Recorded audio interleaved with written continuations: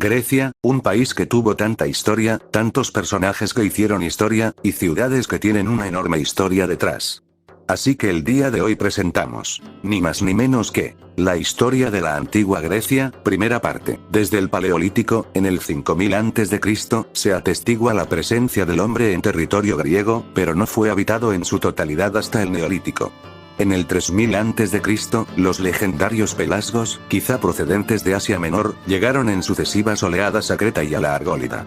Paralelamente, en esta época, que corresponde a la Edad del Bronce, sobresalió en las islas Eubea y Cícladas, la cultura denominada cicládica, y en Asia Menor la asiánica. Pero fue en la isla de Creta donde se desarrolló la civilización más avanzada, la cretense o minoica. Durante su época de mayor esplendor, en el Minoico Medio, entre 1950 a.C. hasta aproximadamente el 1550 a.C., se construyeron los palacios de Nosos, Festos y Agia Tríada. Por otro lado, los aqueos o protohelenos se establecieron en la Argólida, donde construyeron las fortalezas de Tirinto y Mícenas, de la que derivó el nombre de Micénica que se da a su elevada civilización, asimiladora de la cultura minoica.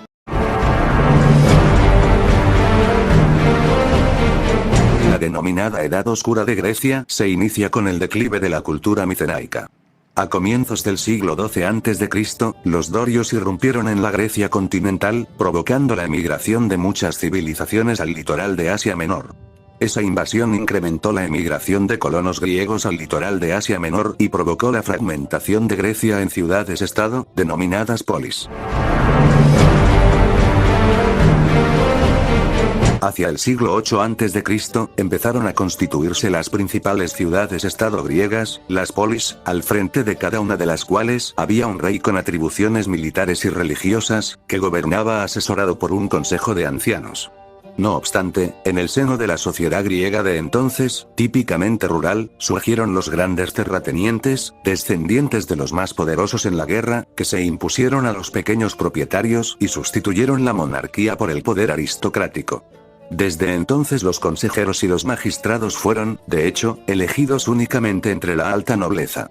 La pobreza del suelo y el crecimiento demográfico obligaron a los griegos a lanzarse a la fundación de colonias en todo el ámbito del Mediterráneo, lo que determinó el nacimiento de un activo comercio y el desarrollo de una próspera industria en la metrópoli, que a su vez impulsó la fundación de nuevas colonias donde vender los productos industriales. A partir del siglo VII a.C., la actividad comercial e industrial, cada vez más importante, dio lugar a la aparición de una clase media deseosa de tomar parte en el gobierno de la ciudad. Mientras, la situación del pequeño campesino se vio doblemente agravada. Por un lado le resultaba imposible competir con los productos agrícolas traídos de otros países por los comerciantes, y por otro, su debilidad económica le hacía entrar, cada vez con mayor dependencia, en la órbita de la nobleza.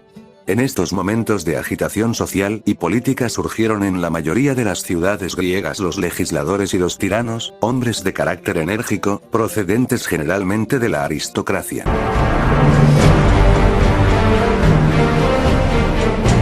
El intento de la aristocracia de Atenas de recobrar el poder, fracasó ante la oposición del pueblo y de la clase media, que, en el siglo VI a.C., implantaron la democracia, cuya economía se basaba en el trabajo de los esclavos y semilibres, privados de derechos políticos. En ese mismo siglo, la otra ciudad-estado prepotente, mantuvo un régimen oligárquico y militarista e impuso su hegemonía en la Liga del Peloponeso. Hacia el 540 a.C., Persia conquistó las colonias griegas de Asia Menor. Después de someter una revuelta de estas ciudades en el 499 a.C. y en el 494 a.C., se lanzó a la conquista de Grecia, pero las ciudades-estado, encabezadas por Atenas y Esparta, derrotaron a los persas en Maratón en el año 490 a.C., Salamina en el 480 a.C. y Platea en el 479 a.C. Y la más recordada, la batalla de Termópilas, durante las guerras médicas.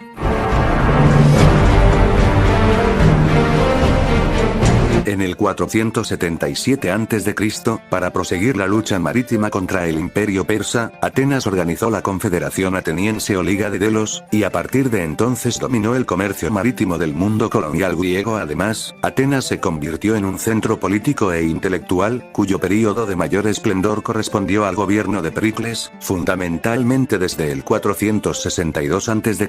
hasta el 429 a.C., años en que su influencia política se dejó sentir con intensidad. En política interior, Pericles modificó las leyes dándoles un sentido más democrático, estableció la retribución de los cargos públicos y reconstruyó la ciudad, muy dañada a consecuencia de las guerras médicas.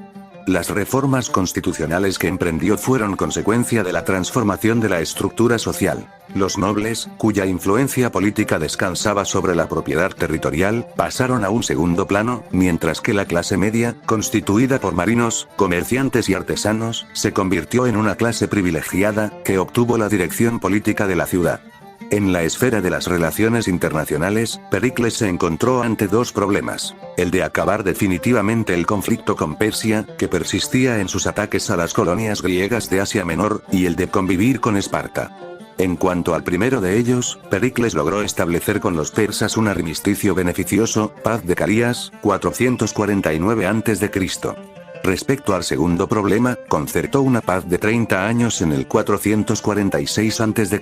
con Esparta, por la que esta ciudad reconocía la Liga Ática. En compensación, Atenas renunciaba a la hegemonía terrestre y evacuaba sus posesiones en el Peloponeso y en el Istmo de Corinto.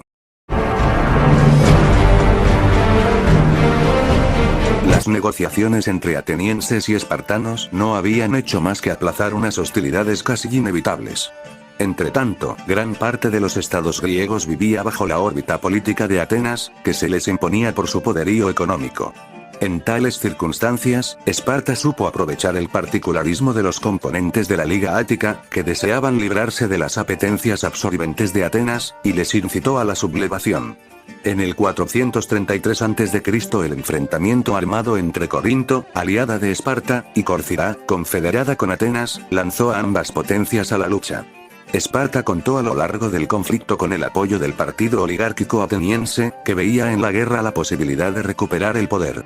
Por desgracia para la causa ateniense, la peste, procedente de Asia, se cebó entonces en la ciudad, y acabó con numerosos elementos del ejército y de la población, entre ellos el propio Pericles en el 429 a.C.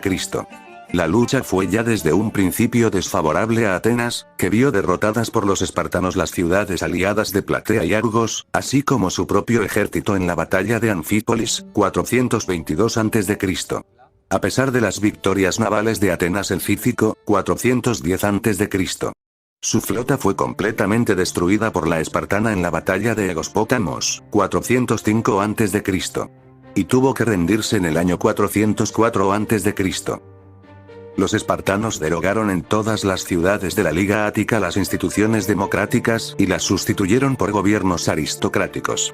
En Atenas, instituyeron el gobierno de los 30 tiranos, famoso por su crueldad. Ha sido todo por hoy, denle me gusta, suscríbanse y activen la campanita, que ayuda bastante al canal, así que sin nada más que decir, chau chau.